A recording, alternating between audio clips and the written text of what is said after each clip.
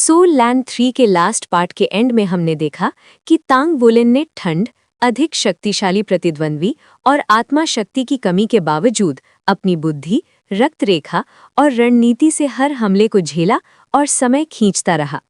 आखिरकार लड़ाई शक्ति की नहीं बल्कि सहन शक्ति और धैर्य की बन गई, जहां दोनों पक्ष एक दूसरे को थकाने की कोशिश में आमने सामने डटे रहे। तो चलिए वीडियो शुरू करते हैं। उस लड़की ने श्रेक अकेडमी की छात्रा के अनुरूप अद्भुत निर्णय क्षमता का प्रदर्शन किया। जब उसके शुरुआती हमले असफल हो गए तो उसने तुरंत ही अधिक सतर्क और रक्षात्मक युद्ध शैली अपना ली। जीत के लिए उतावली होने के बजाय उसने धैर्यपूर्वक युद्ध को लंबा खींचते हुए टैंग वुलिन की शक्ति को धीरे धीरे क्षीण करना शुरू कर दिया।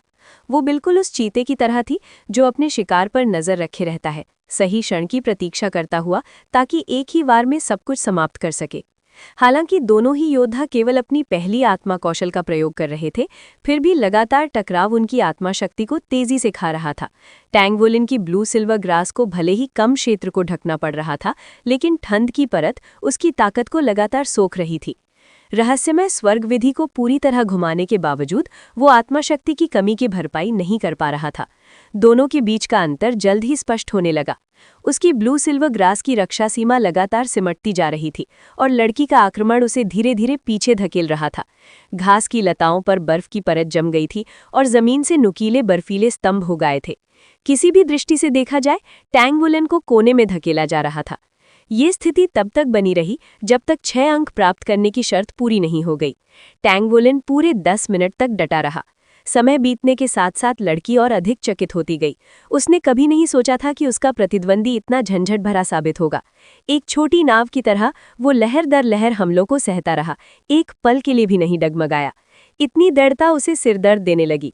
फिर भी वो लापरवाही से हमला करने का साहस नहीं कर सकी, क्योंकि उसका सामना एक नियंत्रण प्रकार आत्मा मास्टर से था। यदि उसके पास कोई छिपा हुआ बाम होता तो पल भर में बाजी पलट सकती थी। इसलिए उसने केवल सहन शक्ति की इस लड़ाई को जारी रखने का निर्णय किया। प्रतिद्वंदी को पासिंग अंक मिल जाना ठीक था, इसका अर्थ बस इतना था कि उसे इनाम नहीं मिलेगा। लेकिन यदि वो हार जाती तो उसके अंक कट जाते। सेकंड मिनटों में बदलते गए।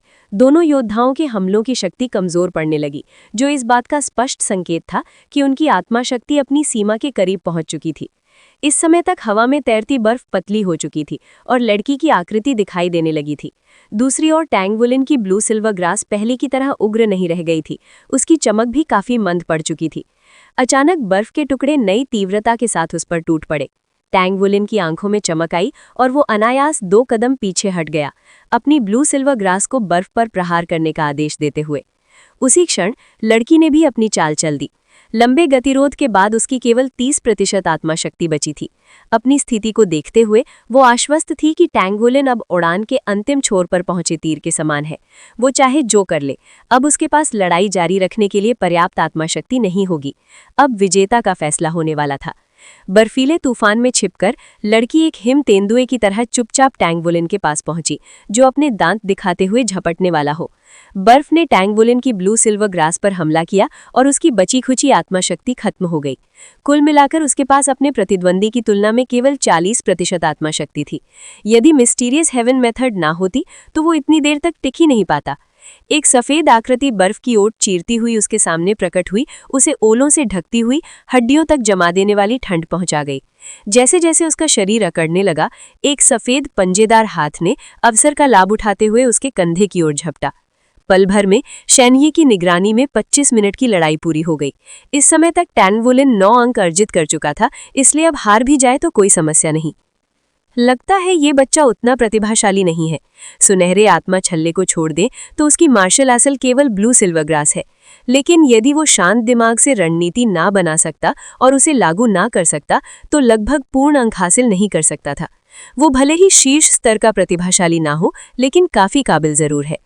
फिर भी शैनयी के अनुसार टैंग वुलिन की ताकत अभी भी अपेक्षित स्तर तक नहीं पहुंची थी। यदि छात्र संख्या 10 ने सावधानी से लड़ाई ना की होती तो मुकाबला कुछ ही मिनटों में समाप्त हो जाता। अब वो ऐसे प्रतिद्वंदी द्वारा पूरी तरह दबाया जा रहा था जो नियंत्रण प्रकार का आत्मा मास्टर भी नहीं थी। लड़की की शक्ति और गति को जोड़ दें तो शैनयी को कोई रास्ता नजर नहीं आ रहा था कि टैंग वुलिन पलटवार कर पाए।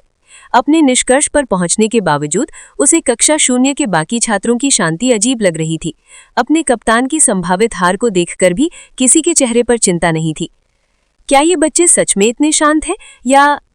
तभी सुनहरी रोशनी का विस्फोट हुआ। जिस क्षण बर्फ के सफेद हाथ ने टैंग वुलन के कंधे को छुआ, टैंग वुलन मुस्कुरा दिया। अब समय आ गया है। उसके ब्लू सिल्वर ग्रास के साथ ही उसके 2 बैंगनी आत्मा छल्ले गायब हो गए और उनकी जगह रक्त सार की दमनकारी आभा उसके शरीर से फूट पड़ी। उसने वे भाप में पके बन यूं ही नहीं खाए थे, उन्होंने उसके रक्त सार को पूरी तरह पुनः भर लिया था। उसकी शक्तिशाली आभा ने आसपास की ठंड को तुरंत भगा दिया। आत्मा शक्ति उसकी नसों से पीछे हट गई और उसकी जगह शुद्ध निर्मल शारीरिक शक्ति दौड़ने लगी। लड़की ने टैंग वुलन के दाहिने कंधे पर वार किया, लेकिन ये देखकर वो सन्न रह गई कि वो लोहे के ढेले की तरह सख्त था। टकराव से वो पीछे उछल गई, उसका सफेद हाथ सुन्न पड़ गया। मेरे पास तो सिर्फ 30% आत्मा शक्ति बची है, तो उसके पास तो इससे भी कम होनी चाहिए। वो तो नियंत्रण प्रकार का आत्मा मास्टर है। फिर भी उसने हार नहीं मानी। श्रेक अकेडमी की छात्रा होने के नाते उसने इस अचानक बदलाव पर तुरंत प्रतिक्रिया दी और बेहतर परिणाम की जगह नुकसान कम करने की रणनीति अपनाई। लेकिन जैसे ही उसने सिर उठाया, उसे बैंगनी आंखों की एक जोड़ी दिखाई दी। पीछे हटकर दूरी बनाने की उसकी योजना उसी क्षण नष्ट हो गई और दुनिया उसकी आंखों के सामने घूमने लगी। भागने से पहले ही एक विशाल सुनहरा हाथ उसी तरह उसके कंधे की ओर बढ़ा जैसे उसने टैंग वुलन पर वार किया था। अगले ही क्षण वो उसकी गर्दन तक पहुंच गया और उसकी कैरेटेड धमनी को कसकर दबा दिया। उसकी आत्मा शक्ति सील हो गई, रक्त प्रवाह रुक गया और अंततः उसका शरीर ढीला पड़ गया। कुछ ही देर में बर्फ छट गई और सुनहरी रोशनी बुझ गई। दृश्य सबके सामने स्पष्ट हो गया। टैंग वुलन लड़की को एक हाथ से थामे खड़ा था, उसे जमीन पर गिरने से बचाते हुए। वो बेहोश हो चुकी थी। वो सच में जीत गया। तेंदुए की मार्शल होल वाले आत्मा मास्टर धैर्य रखने में माहिर होते हैं, लेकिन आज की इस धैर्य की लड़ाई में छात्र संख्या 10 हार गया था। शेशिये ने अपने माथे पर हाथ मारा। कप्तान दिन ब दिन और चालाक होता जा रहा है। उसने पूरे 30 मिनट सिर्फ उसे जाल में फंसाने के लिए खर्च कर दिए। आखिर तक उस लड़की को एहसास ही नहीं हुआ कि कप्तान की असली ताकत नियंत्रण नहीं बल्कि शुद्ध बल है। वास्तव में शेशिये की बात पूरी तरह सही नहीं थी। टैंग वुलन को ऐसी घुमावदार रणनीतियां पसंद नहीं थी। वो अपने प्रतिद्वंदियों को तेज और प्रभावी ढंग से कुचलना अधिक पसंद करता था, लेकिन सू शियायोन की खातिर उसे समय खींचना पड़ा और उसका प्रतिद्वंदी श्रेक अकेडमी की छात्रा थी। यदि पूर्ण शक्ति से किया गया हमला असफल हो जाता तो वो स्वयं ही मुश्किल में पड़ जाता। जिस क्षण लड़की ने उस पर चार्ज करने का निर्णय लिया, उसी क्षण विजय का परिणाम तय हो गया था। शुद्ध ताकत से भी अधिक टैंग वुलन निकटग्रामी युद्ध में माहिर था। निकटग्रामी युद्ध में उसकी क्षमता पूर्ण थी। वास्तव में वो आत्मा छल्लों की कमी को भी पूरा कर सकता था और अपने से एक छल्ला ज्यादा रखने वालों को भी रुला सकता था। टैंग वुलन 10 अंक। शेन यी ने अविश्वास से भरी आंखों के साथ परिणाम घोषित किया। तांग वुलन ने न केवल जीत हासिल की थी बल्कि ये एक तरफा जीत थी। क्या वो शुरू से ही इसी पल का इंतजार कर रहा था? हालांकि शिये ने ये बात बुदबुदाते हुए कही थी, लेकिन शेन यी ने उसे साफ सुन लिया। वो सिर्फ 13 साल का बच्चा है, उसमें इतनी धैर्य कैसे हो सकती है? ये तो बस शेन यी को ये पता नहीं था कि तांग वुलन का दूसरा पेशा एक अकेला ब्लैकस्मिथ होना था। जिस दिन से वो मंग तियान से मिला था, उसी दिन से उसका स्वभाव आग और हथौड़े की मार से लगातार तराशा जा रहा था। वो 6 साल से फोर्जिंग कर रहा था। 7 साल, ये किसी भी बिना प्रतिभा वाले इंसान की जिंदगी बदलने के लिए काफी होते हैं, और तांग वुलन तो एक बेजोड़ ब्लैकस्मिथिंग प्रतिभा था। छात्र संख्या 10 जल्द ही होश में आ गई। उसकी आंखें तुरंत तांग वुलन पर टिक गईं, अविश्वास से भरी हुई। उसने बार बार उस मुकाबले को याद किया और अपनी हार पर विचार किया, लेकिन चाहे जितना सोचे, वो समझ नहीं पाई कि उसकी सारी आत्मशक्ति समाप्त हो जाने के बाद भी तांग वुलन ने जीत कैसे छीन ली। उसका शरीर आखिर है क्या, और उसकी आंखों में वो बैंगनी रोशनी क्या थी? मुकाबले के अंतिम क्षणों में वो बेहोश हो गई थी और बर्फ ने सबकी दृष्टि ढक दी थी, इसलिए किसी ने भी साफ साफ नहीं देखा कि असल में हुआ क्या था। अगला, शेन यी ने कहा। शिये और छात्र संख्या 2, वो दुबला पतला लड़का, एक साथ मैदान में उतरे। तांग वुलन अपने साथियों के पास लौट आया। बिना एक शब्द कहे वो तुरंत पालथी मारकर बैठ गया और रहस्यमयी स्वर्ग विधि से ध्यान लगाने लगा। उसका प्रतिद्वंद्वी बेहद शक्तिशाली था और उसने उस पर जबरदस्त दबाव डाला था, जिससे उसकी सारी आत्मशक्ति समाप्त हो गई थी। अभी 2 रहस्यमयी परीक्षाएं बाकी थीं। हालांकि उसके पास पहले ही परीक्षा पास करने के लिए आवश्यक 60 अंक थे, फिर भी उसे अपने साथियों की मदद करने के लिए पर्याप्त शक्ति चाहिए थी। उसकी सबसे बड़ी प्राथमिकता यही थी कि पूरी टीम श्रेक अकेडमी में प्रवेश करे। उसकी खातिर उसके साथियों ने लगभग श्रेक अकेडमी में प्रवेश का मौका खो दिया था। हालांकि उसने इस बारे में कुछ नहीं कहा, लेकिन इतनी गहरी निष्ठा उसके हृदय पर स्थायी रूप से अंकित हो चुकी थी। शुरू करो। दोनों योद्धा एक साथ हरकत में आ गए। शिए सीधे अपने प्रतिद्वंद्वी की ओर दौड़ा। एक पूर्ण रूप से फुर्तीले यानी एजिलिटी टाइप सोल मास्टर होने के नाते निकट युद्ध ही उसका एकमात्र विकल्प था। छात्र संख्या 2 भी उसकी ओर लपका। उसकी आंखों में उसकी उम्र से कहीं ज्यादा भयानक शांति झलक रही थी। दोनों के बीच की दूरी तेजी से घटने लगी। गति के मामले में शिए निस्संदेह आगे था। किसी ने भी अभी तक अपनी मार्शल आवल प्रकट नहीं की थी। दोनों किसी मौके की प्रतीक्षा कर रहे थे। जब उनके बीच की दूरी घटकर मात्र 10 मीटर रह गई, तभी उनकी सोल रिंग्स प्रकट हुईं। दोनों की सोल रिंग संरचना समान थी, 2 पीली और 1 बैंगनी, लेकिन उनके प्रकट होने का तरीका पूरी तरह अलग था। जहां शिए ने अपनी लाइट ड्रैगन डैगर पकड़ ली, वहीं उसका प्रतिद्वंद्वी एक राक्षसी रूपांतरण से गुजरने लगा। जैसे ही सोल रिंग्स प्रकट हुईं, छात्र संख्या 2 का दुबला पतला शरीर ताकत से फूलने लगा और उसकी बैंगनी सोल रिंग तेजी से चमक उठी। वो पहले ही अपनी 1000 साल वाली सोल स्किल इस्तेमाल कर रहा है। श्रेक अकेडमी के उस छात्र का शरीर गुब्बारे की तरह फैल गया। उसके कपड़े फट गए और सिर्फ किसी बेहद लचीले पदार्थ से बनी अंडरवेयर ही बची। भूरे बाल उसके पूरे शरीर को ढकने लगे। हालांकि वो अब भी किसी हद तक मानव आकार में था, लेकिन वो इंसान जैसा बिल्कुल नहीं दिख रहा था। 4 मीटर लंबा वो शिए के ऊपर एक दानव की तरह खड़ा था। उसके चौड़े कंधों से जुड़े 2 विशाल हाथ थे और उसका शरीर कच्ची ताकत से गूंज रहा था। ये दृश्य देखकर शिए का मन किया कि वो तांग वुलेन के पास दौड़कर उसे जोरदार अंगूठा दिखाए। हम सच में श्रेक अकेडमी के छात्रों को सिर्फ शक्ल से नहीं आंक सकते। इसकी मार्शल आवल तो जरूर एक विशाल गुरिल्ला होगी। शायद ये तो शिए अभी यही सोच रहा था कि उसके प्रतिद्वंद्वी ने पूरी तरह रूपांतरण पूरा कर लिया और हमला कर दिया। 2 विशाल भुजाएं बेहद जमीन पर गिरीं। शिए उछलकर हवा में चला गया और अपनी लाइट ड्रैगन डैगर घुमाकर सुनहरी रोशनी की एक धार छोड़ दी। अखाड़े की दीवारों और जमीन पर सुनहरी रेखाएं उभर आईं, जो प्रकाश से चमकती हुई कांपती जमीन का मुकाबला कर रही थीं। नीचे से उठी झटकेदार तरंग ने शिए को स्तब्ध कर दिया। अगर वो जरा सी देर कर देता तो उसी पल हार जाता। छात्र संख्या 2 ने लाइट ड्रैगन ब्लेड से बचने की जहमत तक नहीं उठाई। उसने बस अपना सिर झुकाया, हमले को सीधे झेला और फिर शिए की ओर छलांग लगा दी, बिल्कुल अप्रभावित। हालांकि शिए एक फुर्तीला सोल मास्टर था, लेकिन उसके प्रतिद्वंद्वी की छलांग उससे कहीं ज्यादा शक्तिशाली थी। छात्र संख्या 2 एक राक्षस की तरह हवा में उड़ा और पहाड़ जैसी ताकत से भुजाएं शिए पर झुला दी। ये तो बेहद ताकतवर है। हवा में कोई जोर न लगा पाने के कारण शिए 3 प्रतिरूपों में बट गया। हर प्रतिरूप ने बाकी 2 से उछलकर 3 अलग-अलग दिशाओं में गति पकड़ी। ये एक शानदार चाल थी, जिससे वो राक्षसी छात्र की मार से बच निकला। ये श्रेक अकेडमी के छात्रों के चेहरों पर गहरा सदमा था। शिए को ये पता नहीं था कि वो सभी ये मुकाबला बेहद ध्यान से देख रहे थे, क्योंकि उसने वास्तव में छात्र संख्या 2 को चुना था, 10 तय किए गए प्रतिद्वंदियों में सबसे शक्तिशाली। 3 प्रतिरूपों में बटना छात्र संख्या 2 को जरा भी विचलित नहीं कर पाया। उसकी पहली सोल रिंग चमकी और उसने बिजली जैसी तेजी से 3 मुक्के मारे। मुक्कों का दबाव हवा को चीखने पर मजबूर कर रहा था। शिए ये देखकर सन्न रह गया कि हवा के तीनों धमाके उसके तीनों प्रतिरूपों की ओर बढ़ रहे थे। हे भगवान, ये किस तरह का राक्षस है? इसके हमले इतने भयानक कैसे हो सकते हैं? फिर भी इतनी निराशाजनक स्थिति में भी तीनों चमकते प्रतिरूप फिर से हवा में दौड़ पड़े, मानो खाली हवा से उछलकर और बाल हमले से बच निकले। आखिरकार उसके प्रतिद्वंद्वी की आंखों में आश्चर्य की एक झलक दिखाई दी। उसने देखा कि शिए की तीसरी सोल रिंग दूसरी बार चमकी। दोनों एक ही समय पर जमीन पर आ उतरे। अब तक जो हुआ था उसे देखते हुए ये साफ था कि छात्र संख्या 2 को बढ़त हासिल थी, लेकिन ये कोई भारी बढ़त नहीं थी। हालांकि उसने तुरंत अपनी तीसरी सोल स्किल से उस फुर्तीले लड़के को कुचलने की कोशिश की, लेकिन शिए उसकी हवा आधारित बौछार से बच निकला। युद्ध में आक्रमण करने वाला हमेशा रक्षा करने वाले से जल्दी थकता है। चूंकि दोनों की रैंक लगभग समान थी, इस तरह शिए ने एक मामूली सी बढ़त हासिल की। लेकिन ये सब सिर्फ सिद्धांत था, असली परीक्षा तो अभी बाकी थी। शिए शिए अपनी कमजोरियों से भली भांति परिचित था।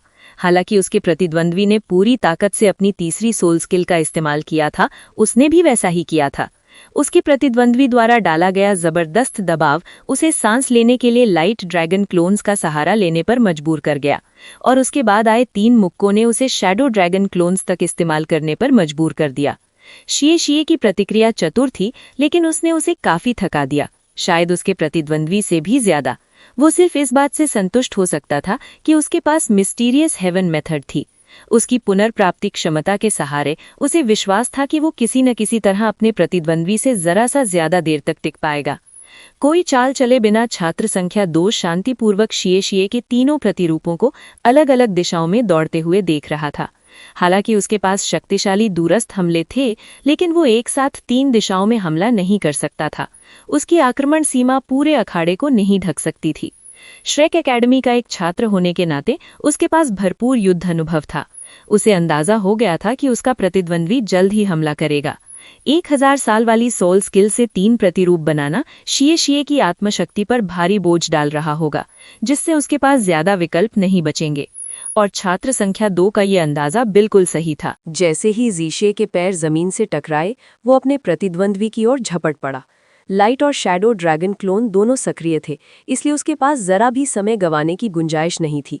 उसका विरोधी एक पावर टाइप सोल मास्टर था, जिसके पास बेहद खतरनाक दूरमार हमले भी थे। ये दोनों विशेषताएं उसे बाकी सबसे अलग स्तर पर ले जाती थीं।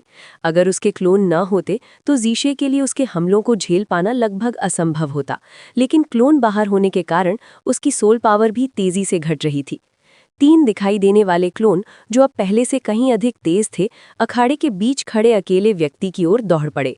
जीशे भी आगे बढ़ा, इस बार बिना अपनी लाइट ड्रैगन ब्लेड का इस्तेमाल किए। छात्र नंबर 2 बस वहीं खड़ा रहा। उसका कठोर चेहरा और विशालकाय शरीर उसे एक अडिग पर्वत जैसा प्रतीत करा रहे थे। जैसे ही जीशे की दूसरी सोल रिंग चमकी, उसके तीनों लाइट ड्रैगन क्लोन एक साथ हरकत में आए और लाइट ड्रैगन स्टॉर्म छोड़ दिया। जीशे एक एजिलिटी टाइप सोल मास्टर था, यानी उसकी आक्रमण शक्ति असाधारण थी, मगर उसका मौजूदा विरोधी रक्षा के मामले में भी उतना ही प्रभावशाली था। इतना कि वो लाइट ड्रैगन ब्लेड को भी सीधा झेल सकता था। लेकिन लाइट ड्रैगन स्टॉर्म बिल्कुल अलग स्तर का कौशल था। जीशे को पूरा भरोसा था कि अगर ये हमला लगा तो उसका विरोधी जरूर घायल होगा। छात्र नंबर 2 ने प्रतिक्रिया दी। उसकी भरी पूरी बाहों की हरकत जीशे को जानी पहचानी सी लगी। अगर इस समय टांग बोलेन ध्यान में ना होता तो उसकी आंखें जरूर फैल जाती। छात्र नंबर 2 टांग संप्रदाय की गुप्त कला कंट्रोलिंग क्रेन कैप्चरिंग ड्रैगन का उपयोग कर रहा था। छात्र नंबर 2 की स्थिति से एक प्रचंड आभा विस्फोटक रूप से बाहर की ओर फैल गई। टकराते ही जीशे के क्लोन लाइट ड्रैगन स्टॉर्म से उछलकर बाहर हो गए। इसके बाद उसने देखा कि उसका विरोधी दोनों हाथों से दबाने जैसी मुद्रा बनाता है और उसी क्षण उसकी दूसरी सोल रिंग चमक उठती है। अखाड़े की हवा अचानक बदल गई। गड़गड़ाहट के साथ जीशे के 3 लाइट ड्रैगन क्लोन और 3 शैडो ड्रैगन क्लोन पीछे की ओर उछलकर जा गिरे। गर्जना की आवाज ने टांग बोलेन को ध्यान से जगा दिया। उसने आंखें खोली और देखा कि जीशे के क्लोन हवा में उछलते हुए फिर से एक ही शरीर में विलीन हो रहे हैं। छात्र नंबर 2 ने जमीन पर जोर से पैर मारा और तोप के गोले की तरह हवा में उछल गया। उसकी पहली सोल रिंग चमकी और उसने एक मुक्का फेंका। एक शक्तिशाली शॉक वेव चारों ओर फैल गई। इस बार जीशे के पास क्लोन से बचने का कोई रास्ता नहीं था। लगातार सोल स्किल्स प्रयोग करना उसकी सोल पावर और मानसिक स्थिति को अस्त व्यस्त कर चुका था। ऊपर से उड़कर गिरने से उसे पहले ही काफी नुकसान हो चुका था। तभी एक हरी रोशनी चमकी और जीशे को जमीन की ओर खींच लिया गया, उसे शॉकवेव के रास्ते से बाहर निकालते हुए। छात्र नंबर 2 ने आगे बढ़ना रोक दिया। उसने शेन यी को प्रणाम किया और श्रेक एकेडमी के छात्रों की ओर लौट गया। मुकाबला समाप्त हो चुका था। ये जीशे की हार थी। शुरू से अंत तक केवल 5 मिनट बीते थे। जीशे पूरे समय दबा रहा और अगर शेन यी ने समय पर हस्तक्षेप न किया होता तो वो गंभीर रूप से घायल भी हो सकता था।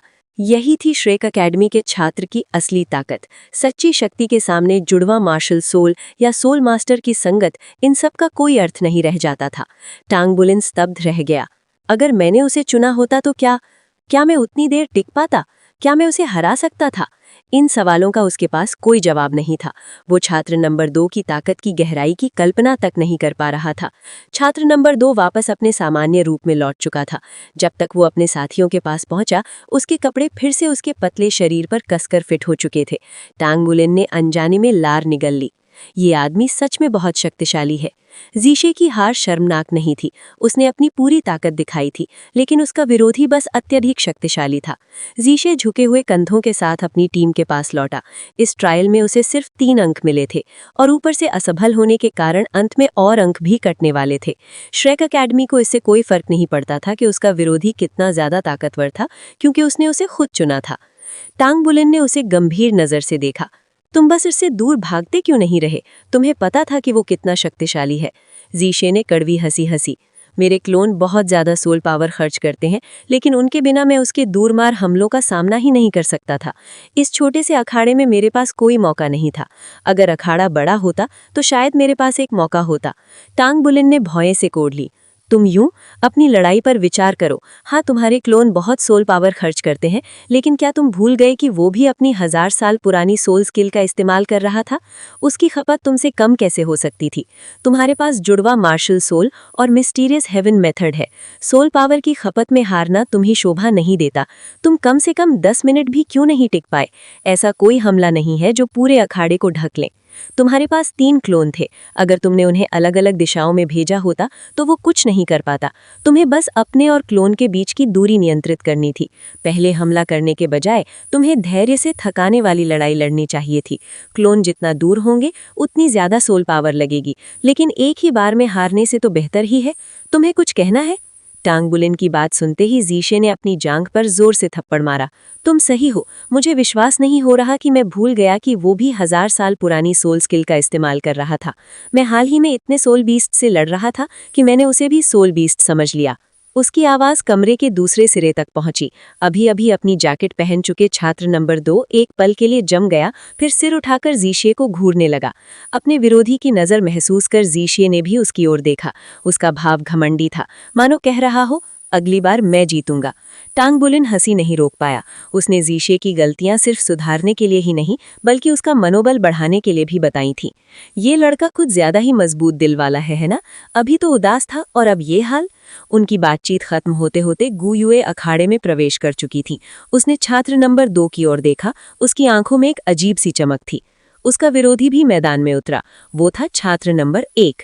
ये छात्र इतना साधारण था कि सड़क पर मिलने वाले किसी आम व्यक्ति से अलग पहचान पाना मुश्किल था। वो शांति से चलकर गु युए के सामने खड़ा हो गया। शुरू करो। शेन ये की घोषणा के साथ तीसरा मुकाबला शुरू हुआ। ये गु युए के लिए बेहद अहम था। अगर उसके अंक कम रहे तो इसका मतलब साफ था वो परीक्षा पास नहीं कर पाएगी। उसके लिए जीत ही एकमात्र रास्ता था।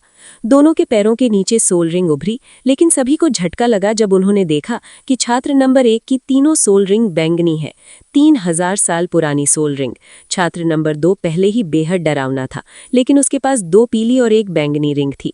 गु युए केवल अंदाजा लगा सकती थी कि उसका मौजूदा विरोधी कितना शक्तिशाली होगा। आमतौर पर सिर्फ दूरमार सोल मास्टर ही लड़ाई शुरू होते ही अपनी सोल रिंग प्रकट करते हैं। दोनों की हरकतों से साफ था ये एक दूरमार मुकाबला होने वाला है, और वास्तव में वही हुआ।